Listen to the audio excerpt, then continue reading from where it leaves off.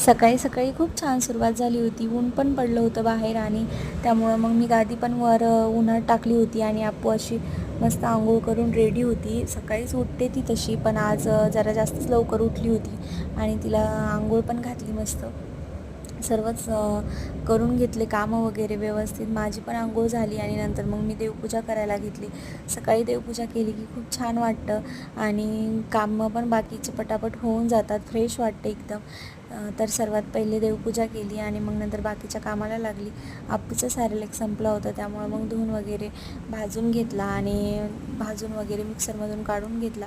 ती आजकाल चपाती वगैरे खातच नाही आहे, म्हणजे तिला म्हटलं ट्राय करावं देण्याचं, पण ती काय खात नव्हती. त्यामुळं मग मला वापस हे बनवावं लागलं सगळं आणि सगळं बनवून ठेवलं व्यवस्थित तिच्यासाठी, कारण की ती हेच छान खाते. चपाती दिली ते पण तिचं पोट भरेल एवढं नाही खात व्यवस्थित. त्यामुळं मग तिच्यासाठी असं घट्ट डाळ भात बनवून बघितला, तर तो पण ती खात नव्हती.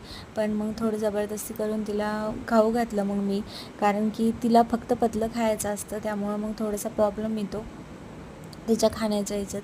आणि मग नंतर मला जेवायला घेतलं. कुरुडी वगैरे घेतली जेवणामध्ये. तसं काही जेवण जात नव्हतं, त्यामुळं मग म्हटलं चला आज कुरुडी वगैरे होती तर घेतली आणि तिला पण दिली. तिला काही चावत नाही, पण तिचा हट्ट राहतो की मला दे आणि ती फक्त चावतच राहते आणि काय खाता येत नाही तिला व्यवस्थित. त्यामुळं मग टाईमपास म्हणून तिच्या हातात द्यायचं आणि आपण जेवण करायचं असं चाललेलं राहतं माझं. दुपारपर्यंत खूप चांगला दिवस चाललेला होता, म्हणजे दुपारपर्यंत असं वाटलंच नाही की काहीतरी घडेल आणि मला खूप जास्त काम पुरेल. तर मग असं चाललेलं होतं. अप्पू पण मस्त खेळत होती आणि मग अप्पूला झोपी घातला आणि मी पण तिच्यासोबत झोपी गेली. आणि आमची गादी वर होती हे माझ्या लक्षातच नव्हतं, त्यामुळं पावसामुळे पूर्ण गादी ओली झाली आणि अजून काम वाढून बसलं मला.